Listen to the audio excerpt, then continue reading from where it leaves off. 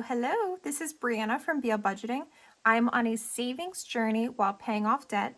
I have been consistently budgeting for about 4 years, and I've paid off between $40,000 and $50,000 in debt since I started.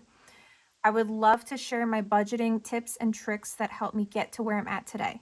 If that is something that you're interested in, I would love to have you come and join me. Currently, I've been a cash and credit budgeter, but I like to switch to mostly cash. Really, except for gas and bills, I just think it helps your spending so much. Not to be so restrictive, but just to sort of help guide you with the maximum that you want to spend. So if you like cash budgeting, cash stuffing, things like that, paying off debt, working on savings goals, cash envelopes, everything like that, give me a follow. Would love to have you here. So today I would like to go over the penny challenge that I have here. I've never done this before. I'm super excited. In the end, you would have over $600. And so I do own an Etsy shop, and these are both in my shop. This is only the first sheet, so I'm only focusing on that right now because I'm not going to have more than that just yet. But I made this sheet with the running totals just to make it easier to add like a $10 bill or something like that.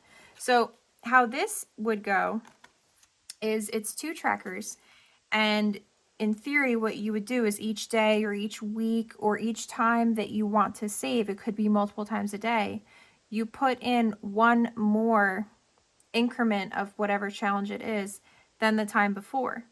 So you put in 1 penny, then you put in 2 pennies, then you put in 3 pennies. But from right here, you have 6 cents. Now, what if I have $10 that I just want to throw into this challenge? It's kind of confusing to just look at this and know what adds up to $10. So I created this, and what it is the white columns is what you're adding, and then the pink columns is your actual running total. So I'm going to count up all of my change, and I'm sure that this might be like $15, $20. That would actually put me around here. So I can cross off all of these white boxes until I get around here when I know what this total is. And then that's what I'll mark off here. So it just makes it easier. All of this would be hard to fit on here. So that is what I'm going to do today.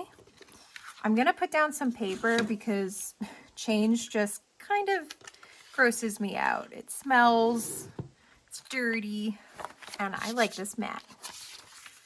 Alrighty. Okay.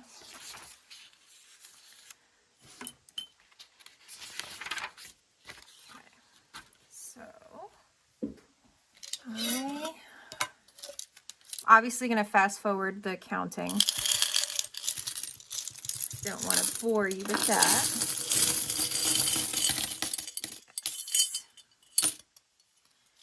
Yes. And then after I record that,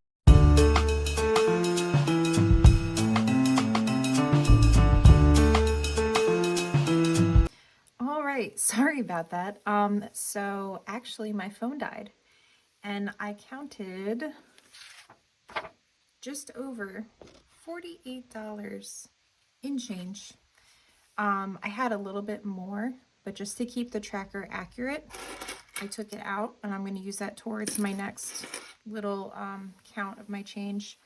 These are some of the trackers that I got over the fall, and right now, I don't know when you'll be watching it, but right now it's the beginning of February. So I've not been saving. My problem is that I was always about paying off debt. And that was my only goal, which meant that I did not have savings. I didn't have anything for emergencies. The number of times that my car broke down, that I had to bring my dog to the vet, my cat to the vet, I was sick, anything. I didn't have a backup plan because I was just so focused on getting out of debt and being debt-free. That was literally all that mattered. So this year, I'm actually starting to say and accept that I'm on a savings journey because I will never make it out of debt. if I don't have savings and I just keep paying off debt. And I know that I'm not the only one who's going through this.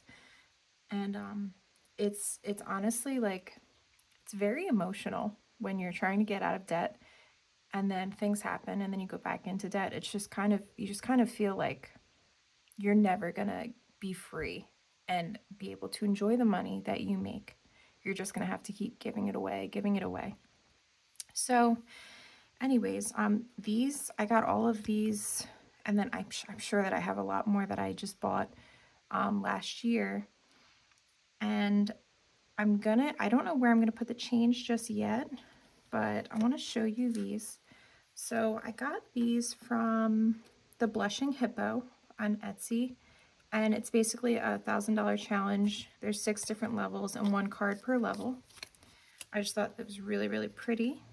I got these, actually, I fell in love with them, and she lives in Australia, and I was totally fine with paying the shipping.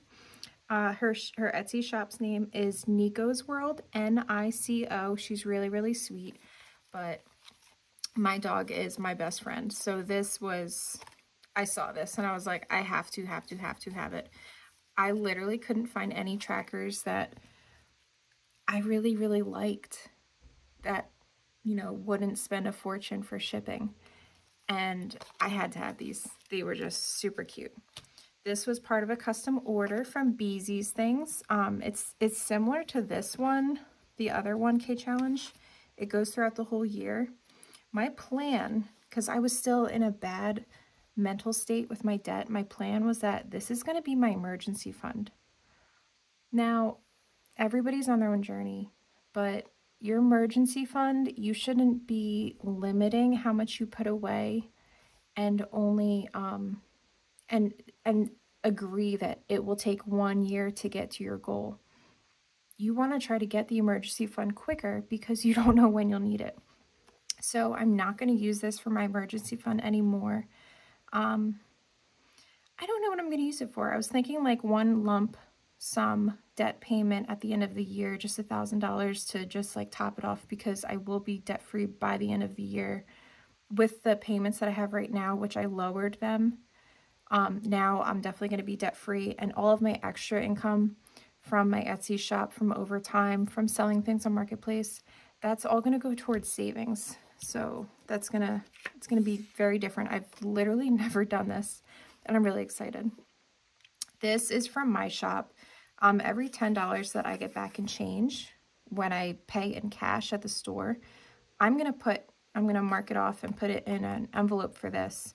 And at the end, you would have $600. This was, I believe this was actually a freebie. This is from Angie's Finance. When I first started looking at savings trackers, I think it was last summer, I asked her, she gave me custom debt payoff trackers, and let me get them. They're so adorable.